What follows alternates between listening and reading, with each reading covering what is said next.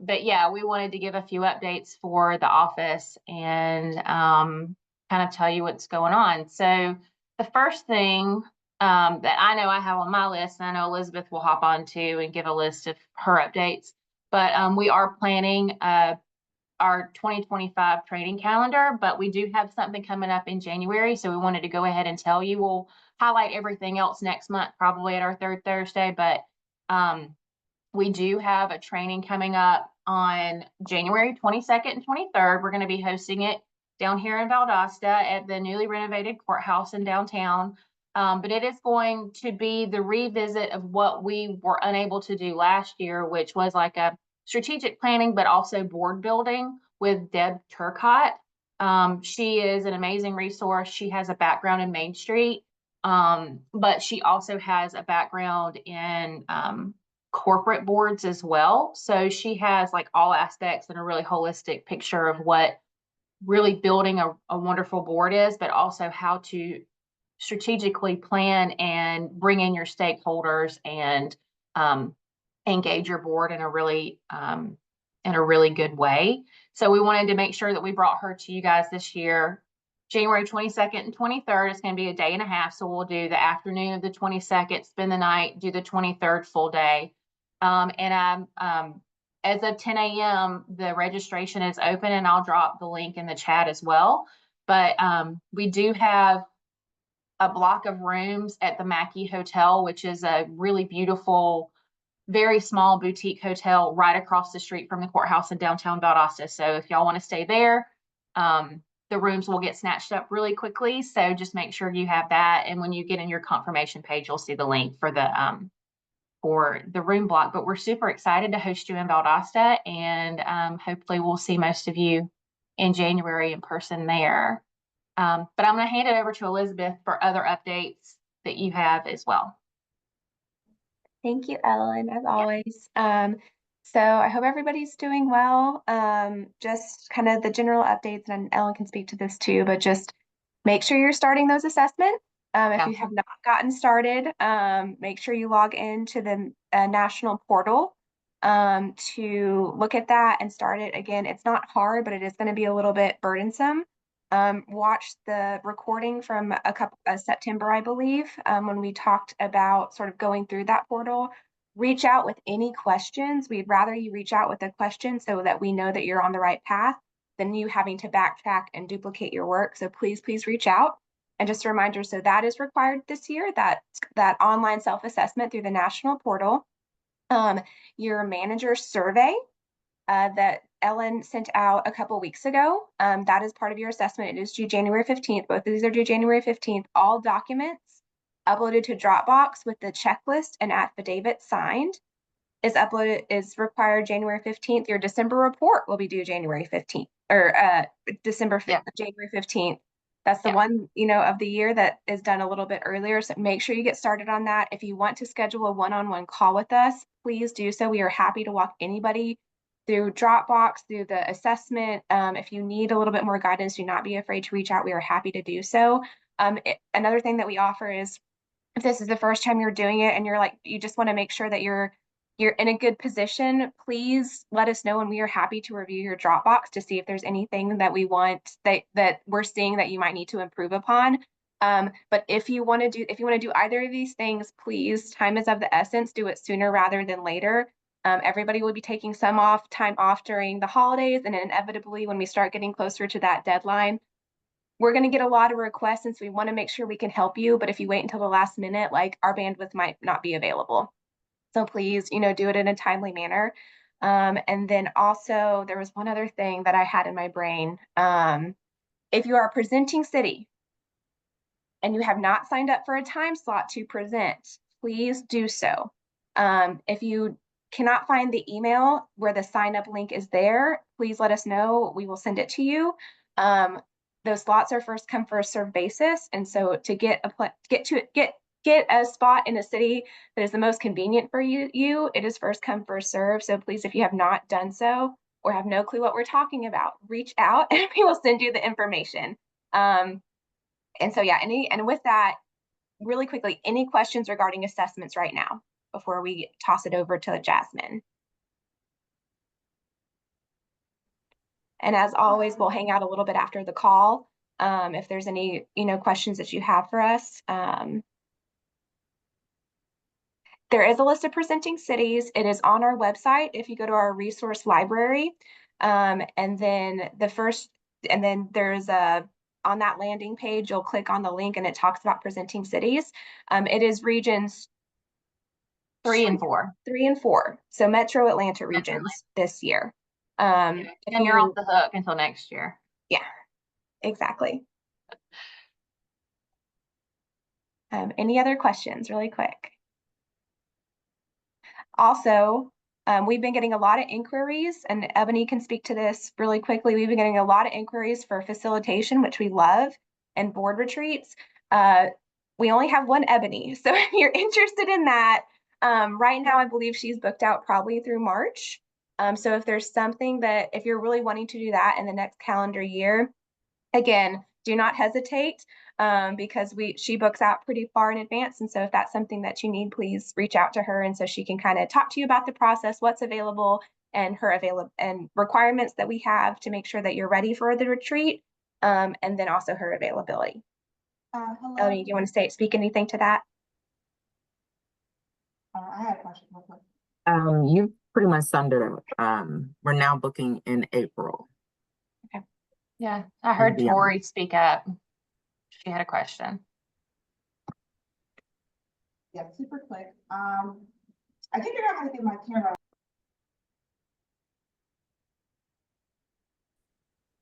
You want to drop it in the chat, Tori?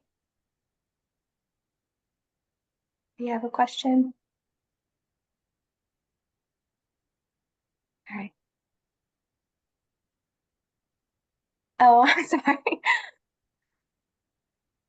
Okay, well, if anything, get with us after the call if there's something that you need. And without further ado, Ellen, do you want to key up Jasmine in any other way? Yeah, before we do that, Tori, I hear you keep like trying to jump in. Drop it in the chat because we can't hear you good. Yeah.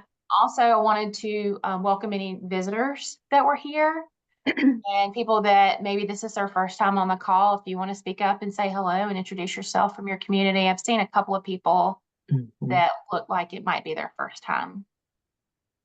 And I can call you out if I need to. Oh, and I do have one thing to say. I don't know if we've talked about it yet. I don't know if we've talked about this yet, but we officially, I think we may have, but we have new startup communities this year. And so we're starting that onboarding process. We actually just added one new one.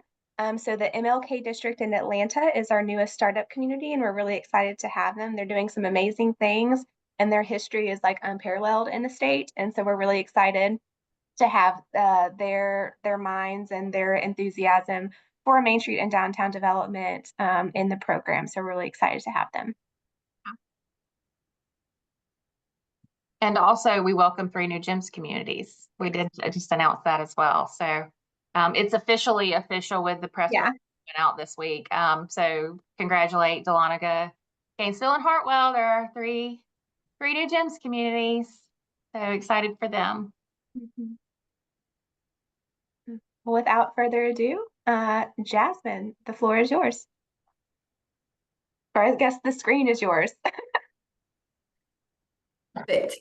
Perfect. Well, I wanted to also say this is my first time actually joining the call, so I'm really excited to be here and hear the updates as well. And welcome you all. I know that I've gotten to talk to some of you at just different conferences that we've attended. So I'm excited to be here and to share with you all about what we do here in Lawrenceville from our cultural event standpoint.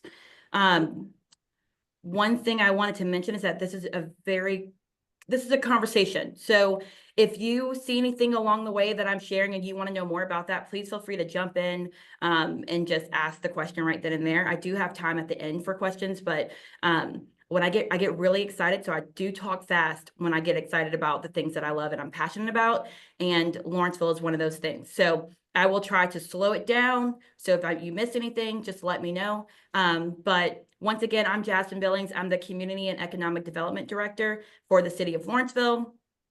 And today we're going to just talk about celebrating community through culture. Let me make sure I can skip to the next part. Here we go. So just a little bit about me. I've been with the City of Lawrenceville since 2017. I actually began as an event coordinator, really wanted to learn more about how to build community, how to bring community together. And I thought, hey, this is perfect, working in government. It's kind of combative at first, like working in government. Do I really want to do that? But here we are 7 years later, and I love what I do. And it was a really good opportunity for me to understand just how to bring people together. I was promoted in 2020 to community development manager, and then received my role as director in 2023. I always tell people that my title is long, but essentially I oversee our events and tourism, Main Street being one of those. Public art, any public art in Lawrenceville, murals, sculptures, things of that nature, I oversee that. We have a recast program, which is the grant program that I oversee. Youth engagement, business engagement, and then business retention and recruitment. And so I wear a lot of different hats. And so today I'm Main Street director every day, but as you all know, we wear a lot of different hats on a given day. Love to travel. I'm a dog mom. Got my dog around my neck today, my little Ollie Poo. Love true crime podcasts. If you're a true crime podcast junkie like me, please send them to me. I would love to add a new one. And like I mentioned, I'm just a community champion for Lawrenceville. So today, my goal, I hope that you guys take away, just connect the dots. There's some things that we do in Lawrenceville that may not really be something that you can do in your community, but you may be able to switch things up and really like have it apply to your community. So I'm just here to share, and we could talk about what to do next. If you have, populations in your community that you really want to connect with, I have tips and tricks for that. But I'm also learning along the process. So we'll love to hear more about what you guys are doing too. Okay. So our goal in the Community and Economic Development Department is really dedicated to cultivating vibrant, resilient, and inclusive communities. We really want to foster sustainable growth and elevate the quality of life for our residents and really catalyze on that economic prosperity. So we're very strategic. We do a lot of collaborative partnerships. A lot of the things that you're going to hear today is really about bringing community together. I couldn't do half the work that I do if I didn't really have a great pulse in the community that I live in and serve in as well. A little bit about Lawrenceville. We're about 200 plus years old, founded in 1821. We host over 40 events throughout the year, pretty large scale events from festivals to moves on the lawn to concerts, to a lot of just different things. We're the county seat with a population of about 31,000. We're beautifully diverse. We have a very high population of a very high Hispanic population, very high Black and Brown population. And so we really lean into that to make sure that we're really touching those communities, but then also making sure that we're doing events that really bring out everyone in our community, whether that you can learn from a lot of different groups. And so we really try to make sure we're just as inclusive as possible. I have about 5 team members on my team, and so that's 2 event coordinators and 2 managers. Our event coordinators are the ones leading, detailing, executing all of our events across the board. So you're probably thinking, random, there's a picture of a lawn there. What is going on? I really wanted to set the scene. So this beautiful green space is our Lawrenceville lawn. It's about 10 years old now, and it is where we do 90% of our events. And so it's a pretty big space, and so we have to fill it, right? And so we can fit over 100 vendors here tightly.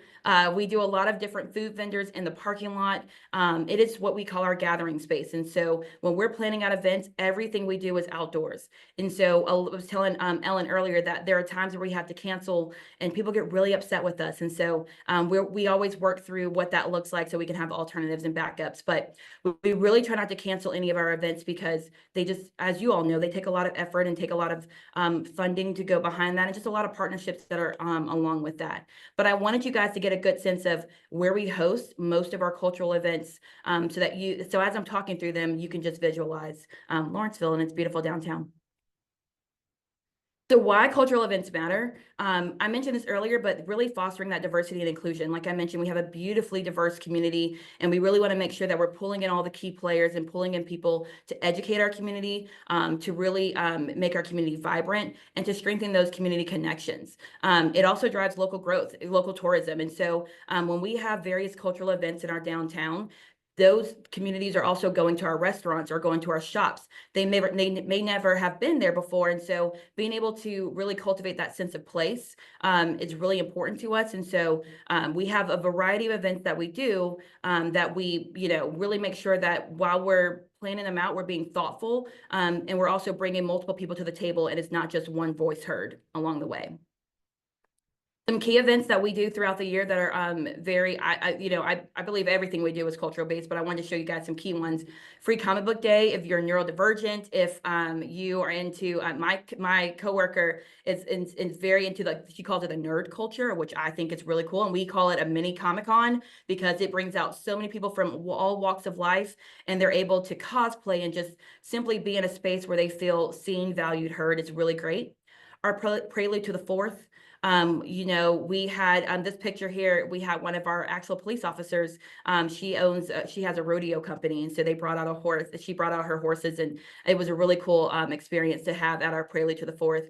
Our Juneteenth celebration, which is in tandem with a concert that we have, El Cultura Fiesta Latina. I'll get more into that.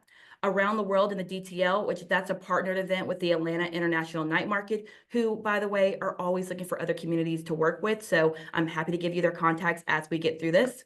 And then we also have a art center downtown, which is managed by the Aurora Theater. They do a lot of cultural programming. And so I always say that, like, the city can't do everything and can't be everything, but we can support the things that we can through sponsorships or through promoting from a marketing standpoint. So we really try to make sure that we really publicize the work that our businesses are doing around our community as well, that are centered around cultural events as well. Our Juneteenth celebration. So this is a really, this is something that we have concerts, and I'm sure every community or most communities have like a concert of some sort during your summer months. And so every year we host a concert in June, and a couple of years ago, our city decided that, you know what, our council said that we're going to recognize Juneteenth as a national holiday. And so we all, as a staff, get Juneteenth off. And so we took that as a moment to do some education, but also promote Juneteenth as a national holiday by pairing that with the Live in the DTL concert. And so what we did was we already had the concert, we made it our Juneteenth celebration. So we didn't have to create a new event, find new budget, or put together, we did have to put together new marketing, but we at least had some base framework that we were able to utilize that with. So that was a very easy collaborative thing that we were able to do. But we also collaborated with one of our businesses, organizations, United Ebony Society, and they do a Juneteenth celebration every year at one of the Gwinnett County parks in Lawrenceville as well. And so rather than take away from what they were doing, we decided that, well, this could be a kickoff to the weekend because they typically do theirs on a Saturday. We do ours on a Friday. We have the United Ebony Society representative come, set up a booth, but they also get speaking time on the stage. And this allows for them to market their event and just promote what they're doing as well. But then also educate people along the process. What is Juneteenth? Why do we celebrate it? Why is it a national holiday? We also really work hard on getting our Black and brown businesses engaged. And so they're able to have a booth at the event. They're able, we also create marketing to help promote them as well. And we do this throughout our entire calendar year. But this specifically for Juneteenth, we really want to make sure that we're focusing on our Black and brown businesses, and I'm making sure that the marketing reflects the culture and the nature of our Juneteenth event. We do a lot of education as well. Many people don't know what Juneteenth is. And so we really want to make sure that people understand the significance behind it and why we celebrate it. And the amount of people who come out, and whether they knew or didn't know what Juneteenth really was, they leave with some kind of educational piece in the moment. And so they're able, and they come back every year, and this is our third or fourth year doing it. And we try to switch it up and just add things onto it every year. So it's been a really good, a good piece to our concert series, but just a good piece to our event series overall. We also collaborate with an artist who actually has his studio in Lawrenceville, Basil Watson. He's a sculptor, and if you guys, I don't know if any of you know, but he actually did the large MLK piece that was actually at in Atlanta and was commissioned for that. And so this piece here on our stage is a smaller visual of that, and we were able to borrow that and have it on our stage during the concert. And so just small things like that, seeing what's in our local community and how can we elevate it and just, you know, emphasize it. And like I said, we didn't have to find new budget. We didn't have to create a new event. We already had this event, and we just made it in tandem. We also have an award-winning celebration for our Latin and Hispanic culture, Cultura Fiesta Latina. And so that is celebrated every year during Hispanic Heritage Month. It's in its third year this year, and which is September 15th through October 15th. And so this event was really built and birthed, honestly, out of just collaboration. So we had an event coordinator who really has a passion for cultural events and really wanted to work with the local high schools. We have various clubs that focus on the Hispanic community within our high schools. And so really wanted to collaborate with community groups and the high schools on building something like this out. And so those groups include like the Georgia Hispanic Chamber or the Latin American Association, or there's a group called HYPE. And so we really wanted to focus on getting those groups into the room that we're in, because like I said, we're not all things knowing. We all don't identify in those ways. And so we really want to make sure that we're bringing people to the table that can really help have a part of this. We also did some community planning. So we have an alleyway. So this picture here, actually, it's from this year. We have an alleyway that we're actually trying to revitalize and redevelop. And so it's an alleyway that sits behind our main street, and it's just not activated right now. It's very much a parking lot for businesses, and there's utilities everywhere. So we really tried to make sure that, you know, let's do a pop-up event in the alleyway, and let's do this during Hispanic Heritage Month in tandem with Cultura Fiesta Latina and really get the community to come out. And so this event sees an upwards of 8,000 to 10,000 people throughout the event timeframe. So our downtown is really busy, but our businesses love it because they're able to also connect with that community as well. And people who are coming who have maybe never been to downtown are able to see what Lawrenceville has to offer beyond just, oh, I work here, but I don't, live here. Or, I mean, I sometimes come, to visit, but I'm not really invested in the community this way. So this event was recently recognized at the Georgia Downtown Association Conference. It was recognized at the Southeastern Festivals and Events Association Conference that we go to every year. And it's just something that we really enjoyed and are really happy to bring to our community. And so these are just some of the pictures that I wanted to show you all. This picture to the far left, top left, we actually had a dumpster pad that it's just a dumpster pad, nothing really special. I mean, the businesses love it because they can throw their trash away and it's clean and everything of that nature.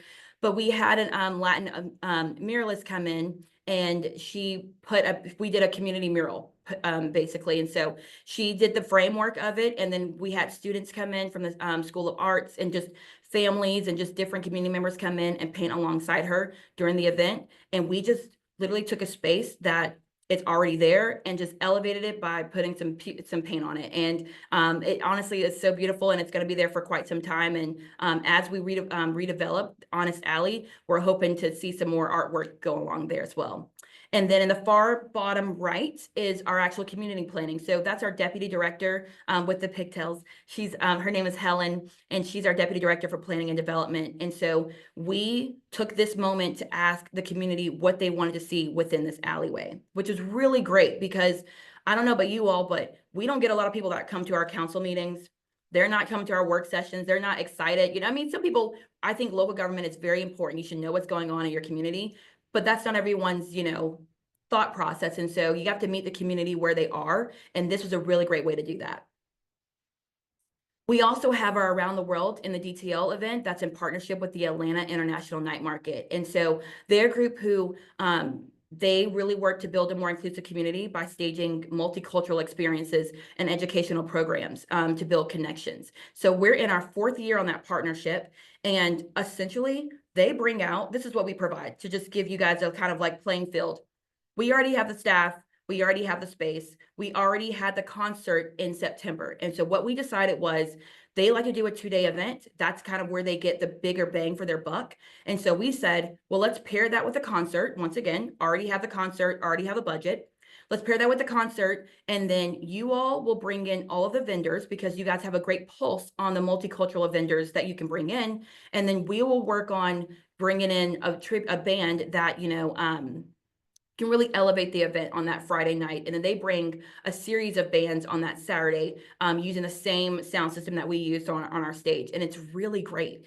We see about 12,000 people on day 1 for our concert. We already had a great pulse on just bringing out a great mixture of people for our concert. So this was a really great way to pair it. And then they bring out, we also bring out about 14,000 on day 2. So it's really nice to be able to bring out a mixture of people and just for them to see what's in our community. And it's not just, sometimes I think when people think of cultures, they think of, okay, the Latinx community or the Black and Brown community, or it's a mixture of things, right? And so we have a really great Bosnian population that's in Lawrenceville. We have a really great Ethiopian population in Lawrenceville. We have so many different cultures in Lawrenceville that we really felt like this event really touched to all of those different communities, and we really want to make sure that we cultivate it and we grow it every year. And so this event was also recognized at the Southeast Festival and Events Association, and we were really grateful for that as well. And here are just some really cool pictures. And so our partners are actually in that far like left bottom or right bottom corner, Jeff and them. And so they're really great. They bring out the setup. And another key point, if you look at the bottom left corner, that is our stage and that is where our bathrooms are. And our marketing team, we actually did some like adhesive, it's like vinyl adhesive, that's like a heat vinyl. And we did our entire concert series and it's just posted on the side of our stage. So anyone walking to and from the lawn or from the downtown area or from the South Lawn, which is an apartment and mixed use development, townhomes, single family homes right behind there, anyone walking will know exactly what concerts are coming on and how they're tied into the community as well. So I mentioned collaborations and partnerships.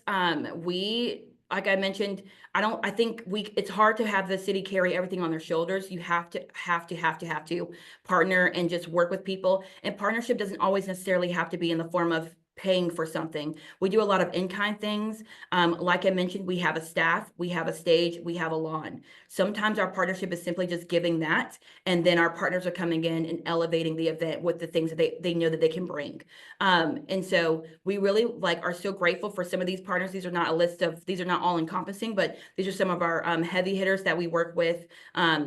We also do a lot of community givebacks. And so we have a co-op that's right near our downtown.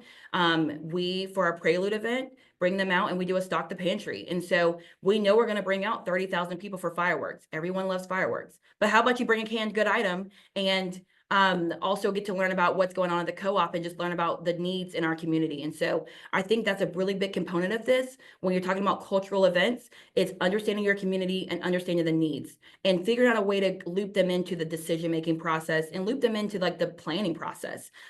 We got a lot of great insight from these organizations and others while we were planning some of these events, because we really wanted to make sure that their voices were heard and that they were able to provide examples of what they wanted to see. And just have you guys ever thought about this? We have samba dancers for our Cultura Fiesta Latina event that the students were like, hey, this would be really cool to have. This is a cultural thing for our community that would be really great to see added to this event. And so we really try to make sure that as we're building out our cultural events, it's not just our voices in the room, it's multiple groups in the room as well.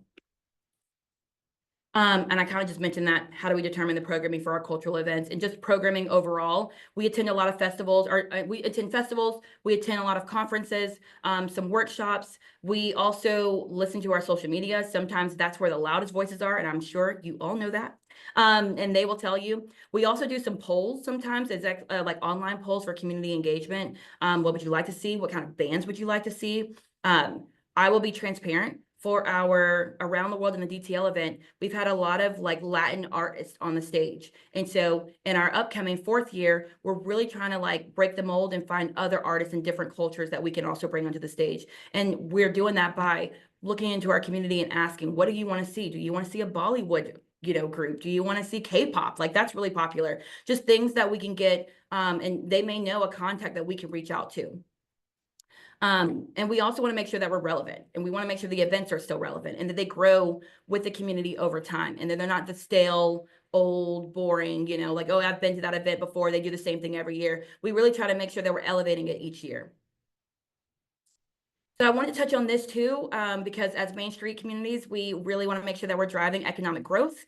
And so these are just 3 of the areas that I feel like we do that with our cultural events. Like I mentioned, we boost local business revenue. And so as we're bringing in these cultural events, people who have never even been to downtown, they're coming back to downtown. It's increasing our foot traffic. We're attracting people from all over walks of life. And it's not just in our local community, but people may drive from Marietta, from Atlanta, from Brazelton, from Canton. Like they just may drive from all over to come see what we have going on. And we do the same. And we encourage our community to do the same, because you guys are also all doing really great things as well. We also, it increases tourism. And so, like I mentioned, drawing communities from other cities and counties, but now we're also going to be opening up a hotel in 2026. And so, we realized the need for a hotel. We have a college that's near our downtown. Like I mentioned, we have a lot of events that bring in people from all walks of life, and we bring in really big bands. And so having a boutique hotel will be a really nice add to our downtown, and the events are what's driving a portion of the need for that as well. If you guys were all in Thomasville and you guys did the courtyard, it was beautiful. And so being able to be somewhere that has something like that in their downtown is just really cool to see. And so I can't wait to get that as well. It also helps with grant funding and sponsorship. So the Atlanta International Night Market is a 501c3. They do seek grants to assist with the event outside of the things that we're able to provide. But then also for me, when I seek sponsorships for all of our events, I can actively use data to say like, hey, listen, we're bringing in this many people. This is what we're doing. This is why it benefits the community. And this is why it would benefit your organization to be a part of that.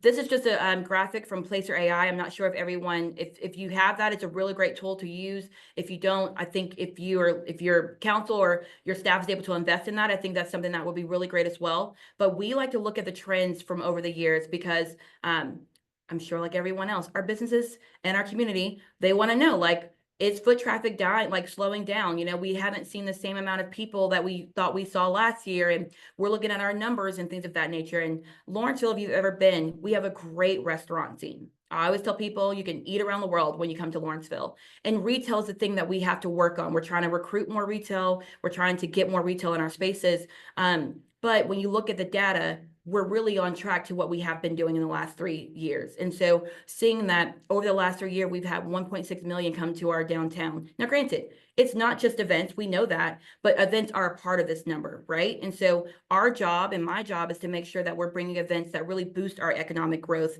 versus hinder that for our community. And so when we hear a business say, hey, we feel like there's not a lot of foot traffic, we can go back to data and say like, hey, it's actually on track to meet it, but we're going to increase. We built out a new series called Beats on the Streets. Every Thursday, we have music on the square. We have some kind of activity going on, and it allows for more people to want to come down too. So we use data to help, but we also know that, you know, if our businesses are saying they feel like they're not seeing a lot more foot traffic, we want to support that as well. So it's kind of in tandem. Some challenges and opportunities. So like I mentioned, addressing community needs. The city can't be everything. I think sometimes everyone wants local government to get involved or just government to get involved until they don't. And so we really try to make sure that we have a good pulse on what our community needs are. And we do that in a multitude of ways, but some of that is just also adding on our local nonprofits to help with events. And so our concert series for this year's Juneteenth, we actually partnered with Because One Matters, a local foster home care group. They needed jammies for the student, they're the kids and the children and families that were going through the foster care system. And so adding that onto the event elevated the event because we have, you know, families who are in need as well. And so we try to do things like that where we already have the event, we already have the goals of what we're trying to do, but bringing on that community piece to it helps elevate it and really helps get our community thinking about and being educated on the local nonprofits out there as well. Staffing and volunteer needs. I know I mentioned that I have 5 staff members, but there's only 2 that actually, you know, detail and execute all the events. And so capacity, we can't be everything. And so it's really important for us to, if we can't do the event, that's okay, but we can support it in a different way. Maybe it's giving out giveaways. Maybe it's just giving the group giveaways, or it's promoting their stuff on social media. Sometimes those things go a long way, and it doesn't require our staff to actually be on site.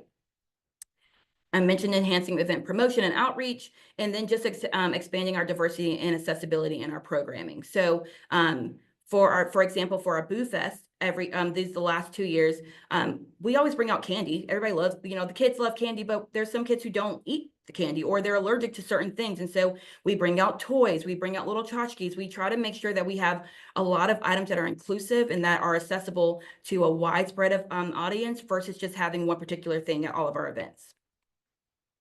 Let me make sure I'm on time. Oh, I am. Some of our upcoming goals for our cultural events in general.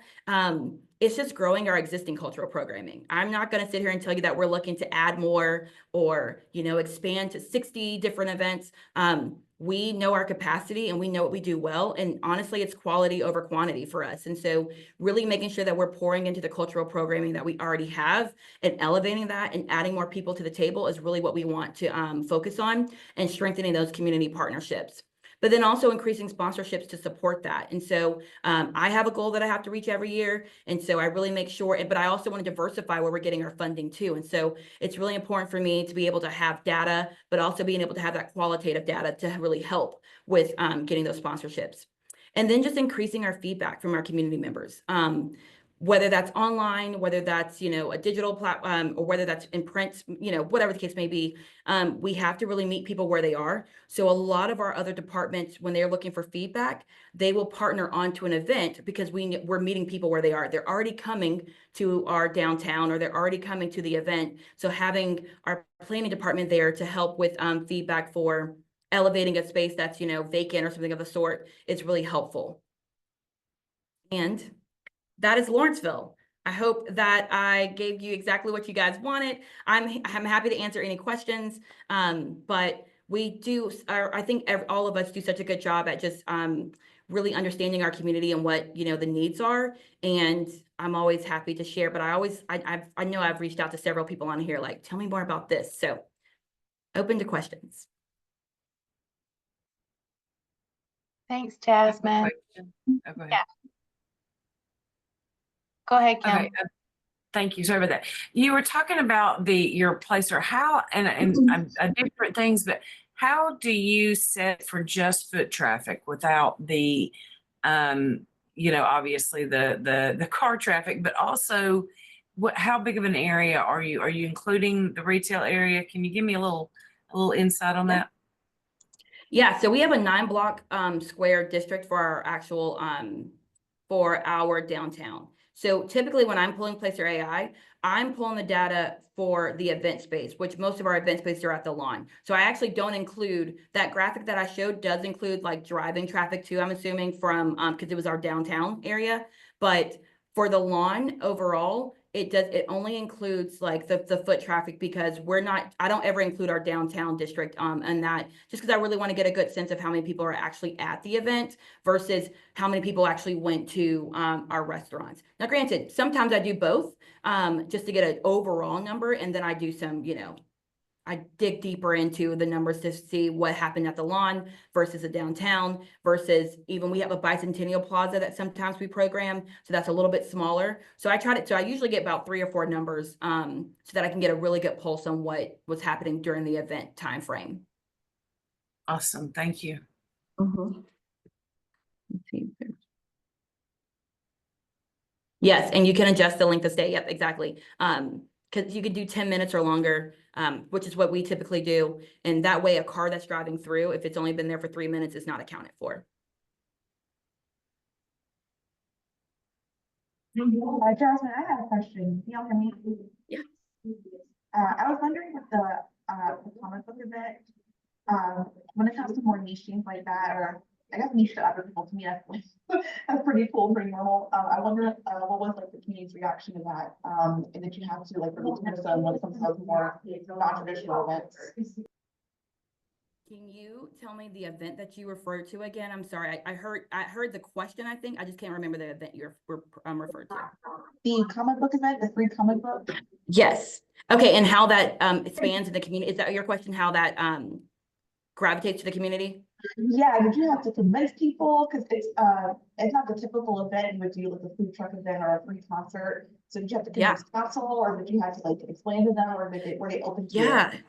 That's a really great question. So we partner with Galactic Quest. So we are fortunate to have a comic book store in our downtown, and they've been open for like 20 years. And they own their space. They love their space. They love Lawrenceville, and they approached the city well before I started. So probably like 10 years ago on hosting a free comic book day event. And so free comic book day is actually celebrated on the first Saturday of May every year, no matter what.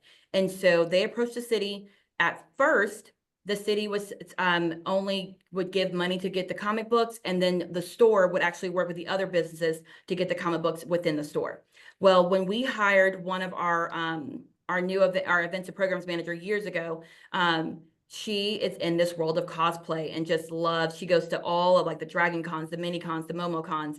And I could never, I worked that event before and it was really good. She has elevated it beyond what I could even imagine, but it wasn't really hard to convince the businesses as much, or I'm sorry, it wasn't hard to convince our council because our council really wants to see tourism grow. They really want to see people come to downtown, and they support a lot of things that we do. However, our businesses, people go to get free comic books, they walk into your business, they walk out. They're not actually buying anything. So that was like the mode for like several years before that. And so what we do now is we actually work with our Lawrenceville Arts Center, which is in our downtown as well. And we host a true like mini Comic-Con. We have cosplay, we have D&D, Dungeons and Dragons tournaments. We have different theater programs that will come in and do gaming and things of that nature. So it's not just on the businesses. It's like we're bringing people to the event and people can go inside to get their books as well. Yes. But we also try to partner with the business to do yoga. And so they do Spider-Man yoga. And that way it gets people more engaged in what they're doing versus just walking into your business and walking out. Or we'll try to get specials going. And so Strange Taco may create like a very funky taco for Comic Book Day specifically, and people are more enthralled with that versus just going and getting their book and leaving. So that's where we see the struggle with that event on, just with our businesses. We really want them to be engaged, but it has to work for them as well. Great question. Thank you. It's really fun though.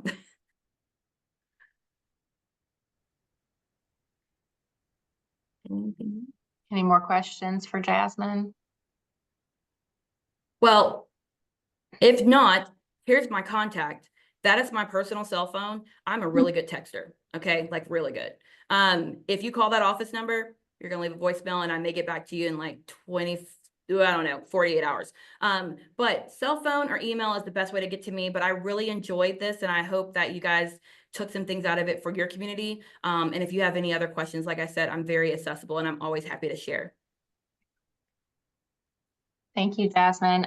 One thing I will say, they do an amazing job at this, but when you're thinking about not just event planning, but just including the entire community, y'all are so thoughtful in doing that. And as a reminder, this is like standard number 2 for your for your Main Street accreditation, like 6 standards things. And so when we're talking about, inclusive leadership and organizational capacity, these are the things we're talking about, really, collaborating with the community, really looking at who lives there, really looking at who are the leaders that are, doing things in the community and how you can plug in that way. And so I just, I love the fact that you're using, you're already using what you're doing and you're just expanding upon that and really making sure that you're including everyone in the community and they all feel like they are welcome. So I think that's really important and wonderful. It's great, thoughtful programming. So I'm really impressed. Thank you so very much. We love it.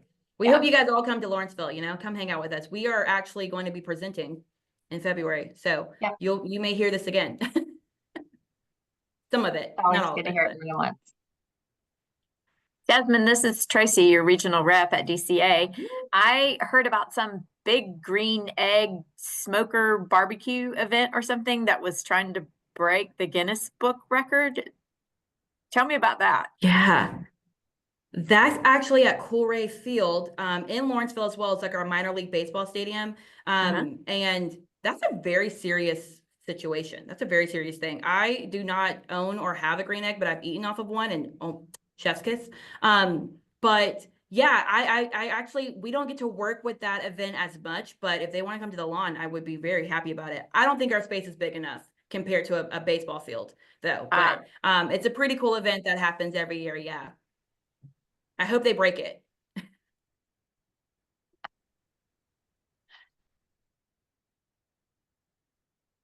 Okay. Does anybody else have any questions or thought or anything they want to share with the group? Jasmine, I just want to say I really enjoyed your presentation. You're doing amazing things, and I loved how you used the Placer AI data to kind of answer that question from businesses of, are we slower this year? It seems like we're slower, because I know that I've had a couple of managers reach out of like, is there any data proving that that's kind of like true, or like at a national level, state level, all that stuff. That's a great way to do it at the local level if you have access to that. And so I love how you utilize that as kind of the proof. It's like, no, we're doing okay. Like we're about where we normally are, you know, kind of perception Yeah. thing. So good job on that. Thank you. And we're also even trying to use it for those businesses specifically. And so, Placer, if you have not heard of it or have not tried it, it's kind of scary a little bit. It's like, you know, a little heat map. It just goes by your phone.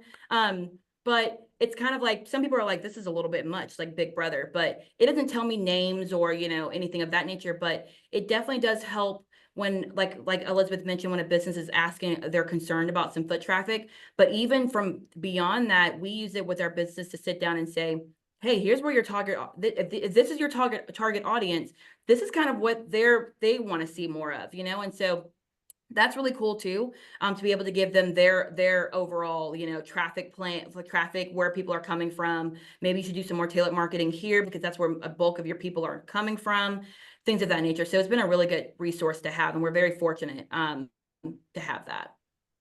Yeah. It's Kelly. I think she has. We love Yeah. Little Five. Oh my gosh.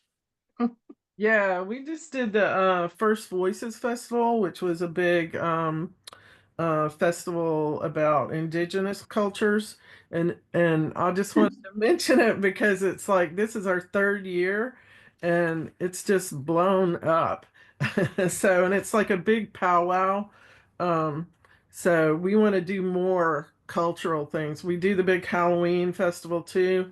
The main thing I think that we have trouble, especially with Halloween, is sponsorship, because it's hard to break through some of those big companies.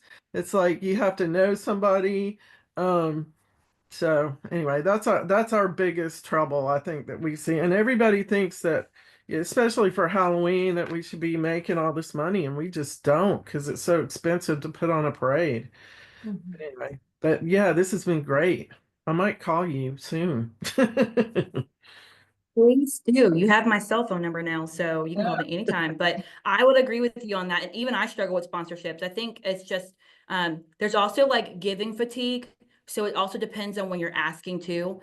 We actually try to get all of our sponsors at the beginning of the year, because by this time frame, everyone's like, I've already given, I don't have the budget anymore, or whatever the case may be. So we really try to work on that. But those are difficult too. And I think it's like building out a package.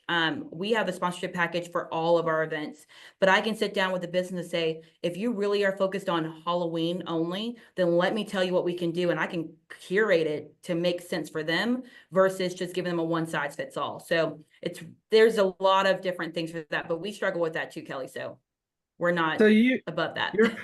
your package is for all of your events for all year? Yes. I mean, that's All what year. we tried to do last year. We're trying to like create the spring event, which we've done a couple of years in a row, and it turned out really big last year. So we want to do that again. But yeah, we tried to do that last year where you would sponsor the spring event and Halloween. But I don't know, maybe we're more established this year and it'll work better. But it It will, I didn't work believe in very it. well. But we want to try that again too. But yeah, I found Yeah. though that a lot of people would still not.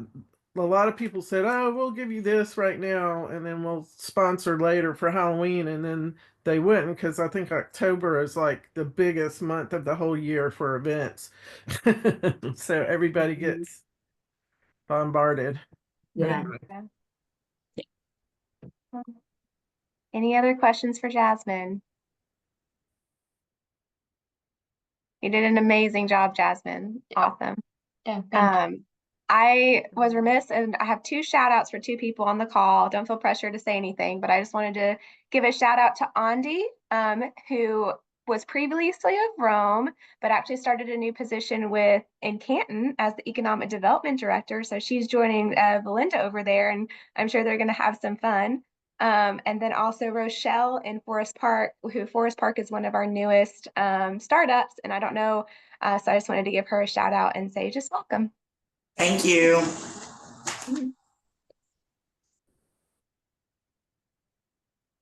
All right. So the floor is y'all's. Is there any questions y'all have for us or anything you want to take to the group while we have 7 minutes?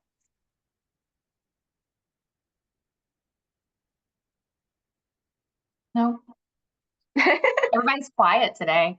Everybody's ready for Thanksgiving Yeah. or preparing for events that are happening the week of Thanksgiving? I will say one thing. All of your tree lighting ceremonies that are happening this coming week. I'll say one thing on behalf of GDA. Yeah. Renee has been out, so I don't know if she's on this call or not. She's probably still trying to catch up. But I just want to check in. We received an incredible amount of requests for more Showcase Your City boxes. So we have opened those back up. So if you are interested, I think you have until December 6th to purchase one. And we will do another round of those. So be on the lookout for those if you're interested in that. And then I think that's it. I don't think there's anything else. Maybe Emily or Andy could come on and say something. I'm not sure if there's anything else to report. Not really. Just thank y'all for participating in GDA, and we appreciate y'all being members. And look out for emails. Renee will be back in the office soon to share dates and locations for upcoming spring regional meetups and the CDP schedule for 2025. And we're excited to be in Gainesville in August of next year. Yep. Oh, and invoices for your membership will be going out. I believe it's December 1. Sounds good. Belinda? Well, I hate to ask the question because it'll take us more than 5 minutes. I just wanted to see if anybody was doing anything really cool and unique and fun during all their Christmas activities that are coming up. I was just kind of curious because I'm always looking for fun stuff I can add to the list, but I just didn't know if anybody was doing anything just different and unique this year. Can I ask Jasmine to share what she's gonna do? I think she's talking to somebody, but It's Glance here, guys, and look, I just got a beautiful free of Starbucks. Okay. Yes. So we actually we're doing like a 10-day holiday event where we're actually doing kind of like an advent calendar, but not really like stamp style, I guess you would say. But each day starting November 28th, we'll have like a different activity, and it kicks off with Gwinnett County's tree lighting, where we sponsor that event. And then it goes leading up to our big event on that Friday, December 6th, which will include a partnership with Elf on the Shelf. And we're bringing out the author to do a book reading, and we'll have the Elf on the Shelf character. We're going to play this movie. If you guys haven't heard it, it's called Elf. Really cool. And so, yeah, we have a lot of cool things going on. And if you guys don't mind, if I can take the floor for 2 more seconds, I want to share our graphics because they're just absolutely adorable. I can't help it. It's just, they're so cute. I'm obsessed. And so it literally just gives you like a sense of what will be happening each day. And our marketing team did a really great job at this. And so, yeah, that's what we have plans. And each day, like I said, is something different. We'll do some community partnerships and some collaborations and some give backs as well.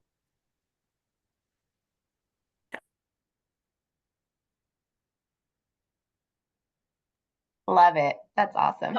Talk about girl dinner. I want to know what girl dinner is, Emily. Okay. So do y'all know, I mean, so girl dinner is when you cobble together random things. So I had a girl dinner last night at my home, which was cucumber slices and bell pepper slices and imitation crab meat lumps, which sounds gross, but that's what it was. That's what I had at home. So what we've done is asked all of our businesses to participate. So retailers are staying open late. A lot of them are having wine and that sort of thing. And then our restaurants and bars have come up with girl dinner specials. So Oliver's has a really great special where they're doing a Caesar salad and French fries and espresso martini for $16. So that's a very typical girl dinner. Fall Line has a charcuterie sandwich. There's a charcuterie flight with like pickles and Sour Patch Kids and ciders and things like that. So just really leaning into that idea of girl dinner. So we're also doing bingo at Grants, and our own Haley Williams, our director of marketing, will be leading that. So collaborating with them to do it. So just a fun and creative way to get people out shopping seeing all of our businesses decorated for Christmas and that sort of thing. So we're looking forward to it. And I want to invite y'all to Macon because we have a pop-up Christmas bar opening tonight on 2nd Street. That'll just be open during the month of December and the next 2 weeks in November. So if you're coming to see our Christmas lights, definitely make a reservation at Blitzen. That's the pop-up Christmas bar. And they also have a whole mocktail menu in addition to their regular cocktail menu. So something for everybody. Yeah. I know Ellen's probably making a note. I was texting y'all, we gotta go. Yeah. So it's reservation only. So definitely be sure to make a reservation. So we're really excited that they're bringing that. And the people who are opening it are graduates of our Entrepreneurs Academy. So we're really excited to see them testing a concept downtown. Awesome. Love it. I tell more people about that, Emily, than their Entrepreneurship Academy. Like, it's just such a wonderful resource. I tell so many people about it, like other states, just anytime I can trot it in front of somebody, I'm like, this is an amazing resource. So, yeah, very appreciative that you have that. Thank you. Okay. Well, if there's Anyone nothing down? else, Mm-hmm. we're at 11 o'clock, so. All right, well, thank y'all for joining. Happy Thanksgiving. Make sure to watch out for our December 3rd Thursday. It will be our annual Zoom background ugly sweater, however you want to participate, 3rd Thursday. So we're looking forward to seeing you there. And yeah, if you need us, let us know. Need any help with assessments, please reach out. If there's any questions, let us know. Ellen, Ebony, anything else to add? Happy Thanksgiving, everybody. Yeah. Awesome. All right. See y'all. Good luck on your events.